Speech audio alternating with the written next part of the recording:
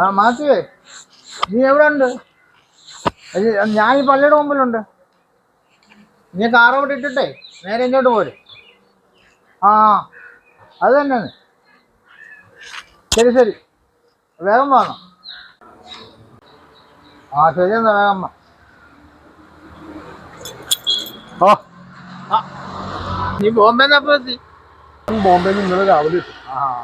ആഹാ, എന്താ പിന്നെ? എന്താ വിശേഷം? എന്തോ ചാക്കോച്ചേട്ടൻ സുഖമാണോ? ആ അങ്ങനെയൊക്കെ പോന്നു. ചാക്കോച്ചേട്ടൻ, ഞാൻ ചാക്കോച്ചേട്ടന്റെ വീട്ടിൽ പോയിട്ടുണ്ടാവും. അപ്പോഴാണ് ചാക്കോച്ചേട്ടൻ്റെ ചെറുത്തിയമ്മ പറഞ്ഞത് ചാക്കോച്ചേട്ടൻ പള്ളിയിലേക്ക് പോകുന്നു. പിന്നെ വിശേഷം എന്ന് വെച്ചാലേ, ചാച്ചന്റെ 5ാമത്തെ വാർഷികമാണ്. അത് പറയാൻ വേണ്ടിയായിരുന്നു. വാർഷികം എന്ന് പറഞ്ഞാല് വിവാഹ വാർഷികമൊന്നും അല്ലല്ലോ. നിന്റെ അപ്പൻ ചാത്തതിന്റെ 15ാമത് വർഷം.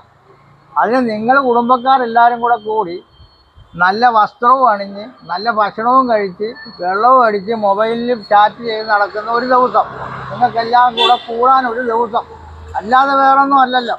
എനിക്കറിയാം, നീ എന്നെ കൊണ്ടൊന്നും കൂടുതൽ പറയിക്കണ്ട. എന്താ ചാക്കോച്ചേട്ടൻ ഇങ്ങനെ പുച്ഛിച്ചുകൊണ്ട് സംസാരിക്കണത്?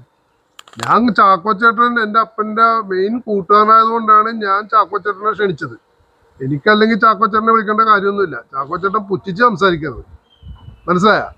ചാക്കോച്ചേട്ടൻ ഇപ്പം എൻ്റെ പൊസിഷൻ അറിയാമോ? ഞാൻ ഇപ്പോൾ ബോംബെയിൽ നല്ലൊരു ബിസിനസ് നടത്തുന്ന ആളാണ്. എനിക്കതും വേണ്ട പണവുമുണ്ട്, മനസ്സിലായ ചേട്ടന്? അതുകൊണ്ട് ഞാൻ ചേട്ടനെ വിളിച്ചത്. ചേട്ടൻ ഇനി മേലെ ഞാൻ ഒരു പരിപാടിക്കും വിളിക്കില്ല കേട്ടോ. ഞാൻ പ്രായമായതുകൊണ്ട് ചേട്ടൻ്റെ അടുത്ത് ഒന്നും പറയണ്ട, എൻ്റെ അപ്പൻ്റെ കൂട്ടുകാരനായതുകൊണ്ട്. ഓക്കെ? അവസാന കാലത്ത് അയാൾ ഒരു നേരത്തെ ഭക്ഷണത്തിന് വേണ്ടിയിട്ട് കെഞ്ചുന്നത് ഞാൻ കണ്ടിട്ടുള്ള ആളാണ്. അയാളുടെ ക്ഷേമ മനുഷ്യൻ നീയും നിന്റെ പെണ്ണുമ്പിള്ളയും കൂടെ ഒപ്പിട്ട് മേടിച്ച്. അയാൾക്ക് അറിയത്തില്ല, അയാൾക്ക് അവസാനം ഓർമ്മ ഇല്ലാത്തൊരു സംഭവമാണെന്നല്ലോ.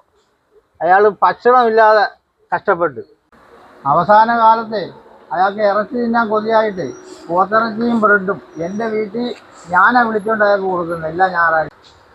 എനിക്ക് നിന്റെ ഈ ആഘോഷത്തിൻ്റെ കൊലച്ചോറ് വേണ്ട. നീ എങ്ങോട്ടേലും പോടാ, ബോംബെക്കോ കാശ്മീരോ ലഡാക്കിലോ എങ്ങോട്ടെങ്കിലും പോ. അവനെ കൊലച്ചോറ് തിന്നാൻ വിളിച്ചിരിക്കുന്ന തന്നെ.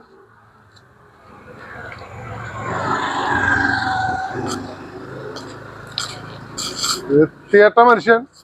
അയാൾ എൻ്റെ അപ്പൻ്റെ കൂട്ടുകാരനെ പോയി, അല്ലെങ്കിൽ എൻ്റെ ചെകളപ്പനടിച്ചേനെ. ആ തെണ്ടി പറഞ്ഞിട്ടില്ലേ? അയാള് പണ്ട് ഇറച്ചിയും ബ്രെഡൊക്കെ അടിച്ചു കൊടുത്ത കഥയാണ് പറഞ്ഞത്. ആരും കേൾക്കാനേ ഭാഗ്യമായി. ഇഡിയറ്റ്.